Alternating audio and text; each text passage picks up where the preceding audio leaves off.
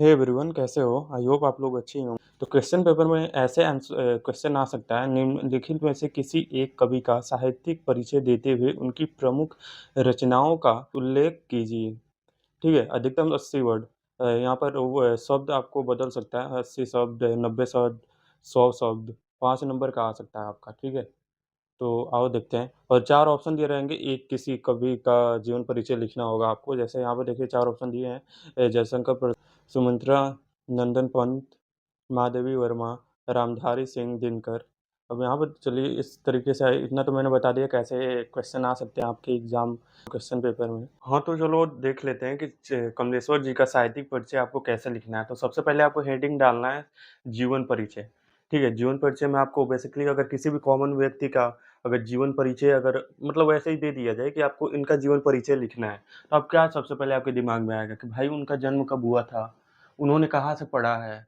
उनको कोई पुरस्कार मिला है तो वो सारी चीज़ें। फिर उसके बाद उनका मृत्यु कब हुआ, उनका स्वर्गवास कब हुआ, इतना ही लिखना है जीवन परिचय में। वैसे ही सेम इनका किसी भी लेखक का लिखना होगा जीवन परिचय, तो वहाँ पे भी आप सेम इतना ही लिखोगे। ठीक है, चलो देख लेते हैं जीवन परिचय इनका कमलेश्वर जी का। ठीक है, इनका जन्म मैनपुर उत्तर प्रदेश में सन 1932 में हुआ था। इनका जन्म कहाँ पे हुआ था? मैनपुर उत्तर प्रदेश। कब हुआ था? 1932 में हुआ था। कब हुआ था? 1932 में होगा। आई थिंक आपको इतना क्लियर हो गया, आगे चलते हैं। ठीक है, इन्होंने इलाहाबाद विश्वविद्यालय से एमए की है। इन्होंने कहाँ से एमए किया है? इलाहाबाद विश्वविद्यालय से।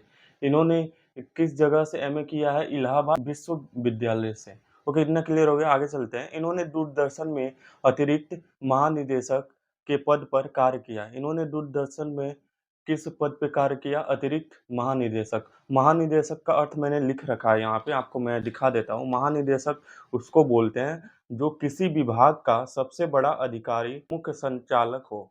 ठीक है, उसको महानिदेशक बोलते हैं। तो इन्होंने अतिरिक्त महानिदेशक का कार्य कहाँ पे किया? दूरदर्शन में किया। ओके, अब चलते हैं आगे।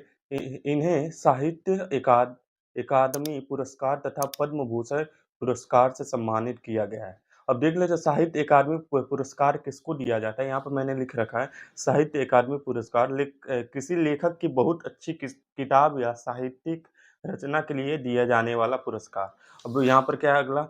पद्म भूषण पुरस्कार भी इनको मिला हुआ है। तो पद्म भूषण पुरस्कार किसको दिया जाता है ये भी मैंने लिखा है यहाँ पर। तो देख लेते हैं, देश के लिए महत्वपूर्ण और उत्कृष्ट कार्य करने पर दिया जाने वाला पुरस्कार। इतना आपको समझ में आ गया, अब चलते हैं आगे। ठीक है, अब देखिए इतना हो गया। अब जैसे मैंने बताया कि उनको कोई पुरस्कार मिला है तो वो सारी अब चीज़ें जीवनी में लिखनी होती है, जीवन परिचय में लिखना होता है। उसके बाद उनका डेथ कब हुआ, उनका मृत्यु कब हुआ, इतना लिखते हैं ना। उसके बाद इनका जीवन परिचय, किसी का भी जीवन परिचय समाप्त हो जाता है। ओके, तो यहाँ पे देख लो 27 जनवरी 2007 को दिल का दौरा पड़ने से इनका स्वर्गवास हो गया। किस वजह से इनका स्वर्गवास हुआ?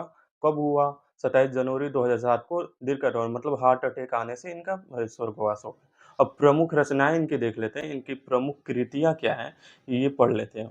राजन निरंक बसिया, खोई हुई दिशाएँ, 16 छतों वाला घर, जिंदा मुर्दा, कहानी संग्रह है, वही बात, आगामी अतीत, डाक बंगला, काली आंधी और कितने पाकिस्तान उपन्यास हैं। इन्होंने यात्रा वृत्तांत, संस्मरण तथा आत्मकथा भी लिखी हुई है। सारिका, दैनिक जागरण तथा दैनिक भास्कर का इन्होंने संपादन भी किया हुआ है। किसका संपादन इन्होंने किया हुआ है? सारिका, दैनिक जागरण तथा दैनिक भास्कर का। अब चलिए इनके साहित्यिक विशेषताएँ देख लेते हैं, इनकी साहित्यिक विशेषताएँ क्या है? तीसरा हेडिंग जैसे मैंने बताया किसी का अगर साहित्यिक परिचय लिखना है तो तीसरा हेडिंग में आपको क्या डालना है? साहित्यिक विशेषताएँ। इन्होंने तेज़ी से बदल रहे समाज का बहुत ही मार्मिक और संवेदनशील चित्रण किया है।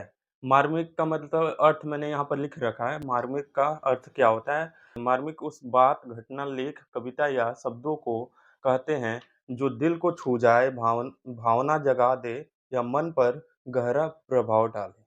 संवेदनशील का अर्थ भी यहीं पे देख लेते हैं अब यहाँ पर, ठीक है? संवेदनशील का अर्थ भी यहीं पे देख लेते हैं, भावनाओं को समझने वाला, जल्दी भावुक होने वाला। ठीक है, इतना समझ में आ अब आगे चलते हैं। इन्होंने नगरीकरण, घुटन, मानवतावाद, नारी उत्पीड़न, शोषण के संवेदनशील चित्र प्रस्तुत किए हैं। अब यहाँ पे देखें नगरीकरण किसको बोलते हैं, इसका अर्थ मैंने लिख रखा। गाँव से शहर की ओर लोगों का जाना और शहरों का बढ़ना ही नगरीकरण कहलाता है। मानवतावाद देख लेते हैं, यहीं पे क्या होता है इसका अर्थ। मनुष्य को सबसे महत्वपूर्ण माना जाता है और उसके कल्याण, गरिमा तथा अधिकारों पर जोर दिया जाता है। नारी उत्पीड़न यहीं पे देख लेते हैं, अर्थ क्या होता है, महिलाओं पर अत्याचार, भेदभाव या अन्याय करना।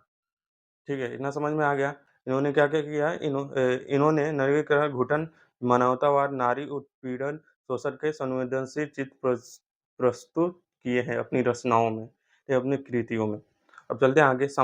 समाज में व्याप्त बुराइयाँ तथा यथार्थता यथार्थता का वर्णन किया है। अब व्याप्त व्याप्त का मतलब यहाँ पर देख लेते हैं, अर्थ देख लेते हैं, फिर आपको अच्छे से समझ में आएगा। व्याप्त का मतलब फैला हुआ, यथार्थता का मतलब देख लेते हैं यहीं पे, सच या वास्तविकता का होना, यानी जो वास्तविक रूप में हो, सच जैसा हो।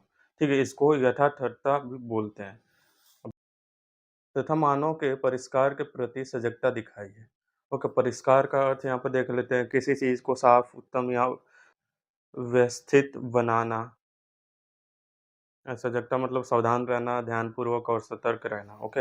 आइए इनकी भाषा शैली पढ़ लेते हैं। भाषा शैली इनकी क्या थी, अपनी रचनाएँ ये कैसी किस भाषाओं में लिखते थे। आइए चलिए देखते हैं, चौथा हेडिंग आपको भाषा शैली डालना है। आइए, इनकी भाषा शैली बहुत प्रौढ़, प्रांजल तथा रोचक था। अब प्रौढ़ और प्रांजल का मतलब देख लो, अच्छे से समझ में आएगा फिर। जो मानसिक, शारीरिक या भावनात्मक रूप से पूरी तरह बढ़ चुका हो, तो उसको प्रौढ़ बोलते हैं, ठीक है? अब प्रांजल का मतलब देख लो, जो सरलता और स्पष्टता से अपने विचार या भाव व्यक्त करता हो। ठीक है, रोचक मतलब वही रोचक बनाना किसी चीज़ को, जिसमें रुचि पैदा हो या ध्यान लगे।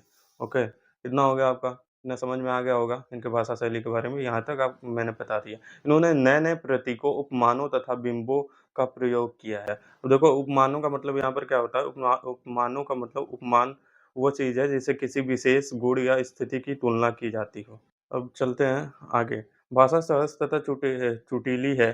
चुटील मतलब मजाकिया भाषा भी यूज़ करते हैं ये अपनी रचनाओं को लिखने में।